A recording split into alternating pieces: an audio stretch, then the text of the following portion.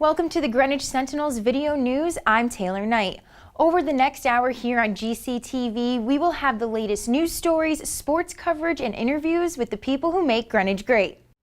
February is Heart Month here in the United States. Dr. Sasanka Jayasurian is an interventional cardiologist here at Greenwich Hospital and wants everyone to be aware of heart attack symptoms. Typically, we think of people who have significant chest pain or pressure that radiates down their left arm, or they have sweating and shortness of breath with that, and men look very sick. So that is what we all have engraved in our mind, that is a heart attack. Jayasuriya says those symptoms are true for men, but only 50% of women exhibit those heart attack signs. Instead, they can have symptoms where they have pain in their neck or their jaw, maybe the shoulder, abdominal pain. Jayasuriya says women need to tune into these different symptoms and know when to speak up when something is serious or they could lose their lives. When you're not feeling well and you have some shoulder pain or back pain which really you can't explain, something that's just not right, seek out for help. I can see how it can be challenging. Sometimes you have a little jaw ache, you don't want to call the ambulance. But at least call your doctor, get in, be seen, get an EKG, and make sure that it's not your heart. Both healthy men and women should see a doctor once a year to get a heart checkup, but those with heart disease or risk factors should go every 6 months, according to Jayasuriya. But the most important thing is if the doctor tells you that you need a medication for a risk factor, you need to take it. There is no way around it. And make sure you wear your red on Friday, February 5th. It's National Wear Red Day to bring awareness and show support for women's heart health. Reporting for the Greenwich Sentinel, I'm Taylor Knight. It's National Signing Day for athletes across the country, and Greenwich High School has 4 students that will continue their athletic careers in college. We have some great kids that are going to go on and play collegiately and attend some really fine institutions. So we're very, very proud of them. We wish them all the best. Emmett Whitmer will be playing soccer at Bucknell University. Maggie Glynn will be on Sacred Heart's tennis squad. Nick Bartles will be at Columbia University playing soccer. And Scooter Harrington will be traveling all the way across the country to Stanford University to play football. I'm really happy to go to Stanford. I mean, the combination of academics and athletics there is really unmatched. And it's a great university and a great group of football players and a great group of coaches too. Stanford won the Rose Bowl last month, and Harrington says he's excited to make his friends and family proud. And speaking of friends, Whitmer, Harrington, and Bartles say they have known each other for many years, and it makes signing day even more special. You know, we're just really good friends, and we actually all played on the same youth basketball team together for like 5 years when we were kids. We went to middle school and elementary school. We played basketball together, and even though none of us are signing for basketball, it's just a really cool experience to have this be kind of the culmination of our high school career. Congrats and good luck to these athletes in college. Reporting for the Greenwich Sentinel, I'm Taylor Knight. The Centers for Disease Control and Prevention reports that over 10,000 people lost their lives due to drunk driving accidents in the year 2013 alone. That number accounts for almost a third of all traffic-related deaths during that year. So before you get behind the wheel of one of these after having a few drinks, experts say you should stop and think about the alternatives. DWI is one of those things that everybody has to be cautious of. People will always say that, oh, if you're drinking, what you really need to do is you just have a lot of caffeine or eat a lot of food or just exercise or take a shower. No. The law states that a person over 21 can have a blood alcohol content of up to 0.08% while driving. If you want to be very cut and dry and not think about the exceptions, is that it's generally 4 drinks for a man and 3 drinks for a woman. Dr. Jeremy Borowski is the director of addiction medicine at Greenwich Hospital and says a standard drink is 12 ounces of beer, 4 to 5 ounces of wine, and 1.5 ounces of 80 proof liquor. He says men and women process these same drinks differently, and the only thing that really clears alcohol from the body is time. And the body also clears 1 drink per hour. The best way to prevent yourself from getting behind the wheel once you've been drinking is making a plan ahead of time. We realize that alcohol does affect the reasoning brain, and you might make bad decisions while drinking. Lieutenant Craig Gray of the Greenwich Police Department suggests going out with a designated sober driver, planning to have a sober friend or family member pick you up, or having a taxi driver of some sort scheduled to come pick you up at the end of your festivities. The Greenwich United Way has a program called Safe Rides that ensures high school students a safe, sober, and anonymous ride home. It's not a taxi service. We can only take you home, but we are there for you to make sure that everyone gets home safe. That's our job. make sure everyone gets home safe. Borowski says the best way to keep your BAC low is alternating a pint glass of beer for a smaller 8-ounce pour or drinking half a glass of wine instead of a full one. He also says there are phone apps that can test a person's BAC. They can test themselves, so they can know whether or not what their limit is. You can find the contact information for Greenwich Safe Rides and more tips on preventing drunk driving by clicking the links below this video. Reporting for the Greenwich Sentinel, I'm Taylor Knight. This is Lulu Westbrook Griffin.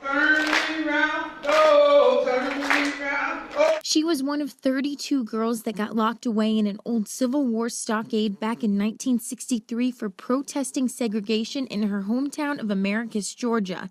She shared her story of the civil rights movement with Western Middle School students. Where I came from, I was standing up for what I believed in, trying to take down the Jim Crow laws. In 1863, President Lincoln had supposedly freed the slaves, but we were still living at the lower stratum of our society. Griffin and the other young girls were jailed for 45 days in the summer of 1963 after peacefully protesting with members of their church. I was born into segregation, and it was very difficult for me as a young girl. So I really felt that at a certain time I had to stand up and be the change. Not necessarily be to make the change, but I had to be the change. She hopes her story will help these students work towards believing in themselves and being the best person they can be. I hope that they can gain a lot of strength, loving themselves, and respecting and loving one another, because we're all in it together. And to just love one another and accept people for who they are, their differences, and we'll get along.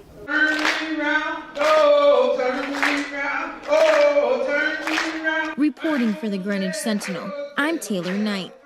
Every 5 years, the United Way's Planning Council conducts a needs assessment survey. Its purpose is to identify, highlight, and create action about the needs of the community. It's really asking the community what they perceive to be the needs. What they perceive to be the needs and how well do they think the community is meeting the needs. The survey is the fourth step in a process that will combine research, focus groups, and a statistical analysis of the community. There are many ways that these sort of red flags come up during the course of the needs assessment, that the United Way later has working groups that seek to meet those needs. Past needs assessments have led to the creation of agencies such as Kids in Crisis, the Transportation Association of Greenwich, and the Commission on Aging. And right now, the Greenwich United Way is looking for help funding the project. The Tudor Foundation will donate $50,000 to the agency if the community can pull together to donate that same amount by February 29th. In addition to the grant by the Tudor Foundation, the board of the United Way has introduced an additional $25,000 grant, which will extend that to a $75,000 overall challenge to the community, because the United Way needs support so that it can do the work in the community. You can donate or take the needs assessment at www.unitedway-greenwich.com. The survey will be available until February 10th. Reporting for the Greenwich Sentinel, I'm Taylor Knight. First Selectman Peter Tessie submitted his recommended budget to the Board of Estimate and Taxation's Budget Committee on Monday night. This proposed 2016-17 budget totals $428 million, with a local tax increase of 2.73%. This budget represents a commitment to maintain the character of our town and strengthens it as a premier place to live, work, and raise a family, but does so within our long-standing goals for a modest and predictable tax rate. Tessie presented brand new initiatives to the board, the first being fire department staffing. This area is to equalize fire services across the town, to increase staffing levels from 2 to 3 firefighters on all engines staffed by career personnel, and 4 new firefighters per year for the next 4 years to achieve that objective. Tessie says adding more firefighters will help reduce the risk of injury and improve the efficiency of the first responders. The First Selectman also says he wants to add safety features to Greenwich Point during the busy season. He recommended that the budget include funds for police presence on weekends and holidays from Memorial Day through Labor Day at the beach. The Police and Parks and Recreation Department reviewed their staffing schedules and were able to reduce the total cost of this increased service to only $23,500. $300. The Board of Selectmen already voted to increase the daily parking fee by $10, so there is a plan in place for more revenue. Tessie says 3 major capital improvement projects are in his budget: construction of New Lebanon School, a new Northwest Fire and Gem Station, and improvements to the Eastern Greenwich Civic Center. The existing building's internal systems are failing due to age, and there are multiple issues with the sanitary, electrical, heating, plumbing, and structural systems. It is critical to advance this project as it is difficult to keep the building functioning in its present state. Next, the Budget Committee will meet with school officials on February 3rd to review the budget further. Reporting for the Greenwich Sentinel, I'm Taylor Knight. Winter Storm Jonas dropped almost 2 feet of snow on parts of Greenwich this past weekend, but now that the storm has passed, officials say it's time to clean up. Road width is constricted, the sidewalks are constricted, there are slick conditions in numerous locations. Lieutenant Craig Gray of the Greenwich Police Department says there were 4 motor vehicle accidents during the storm, including 1 bus accident. Gray says a CT transit bus couldn't make it up the hill on Soundview Drive. The transit bus that slid backwards down the hill took out a telephone pole, took out power to, 40 or 50 residents. Officials say 1 injured passenger was taken to Stanford Hospital with non-life-threatening injuries. There was also a fallen tree on North Street that knocked out power to the surrounding area, according to Gray. He says most people stayed off the roads during the storm, allowing plows and emergency crews to get to work. Fortunately, this was hit on a weekend, so there was no work. It wasn't during the regular work day.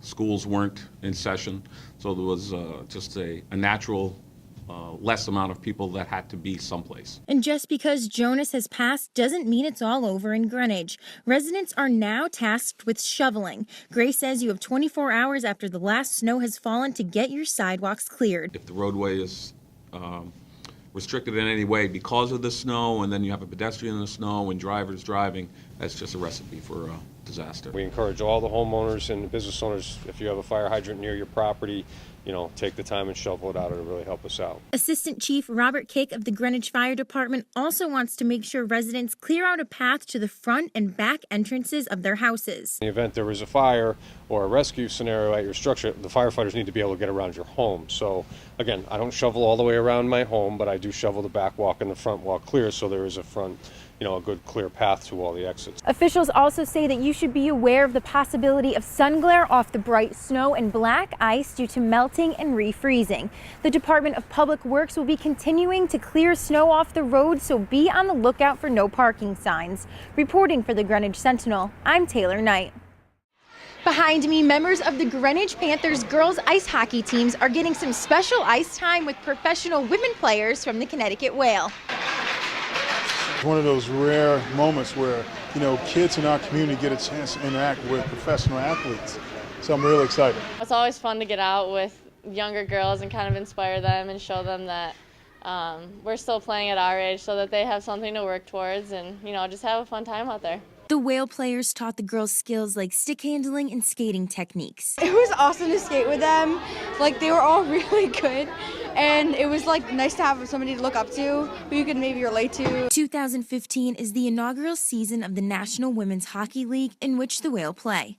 Pro Kaylee Fratkin says she began playing hockey with the boys when she was younger and only had collegiate female players to look up to at the time. Now that these younger girls can aspire to play professional hockey and do it for a living and get paid is unbelievable. The Panthers hockey team was started at the Boys and Girls Club of Greenwich back in 2011 and has grown to now have 10U, 12U, and 14U teams.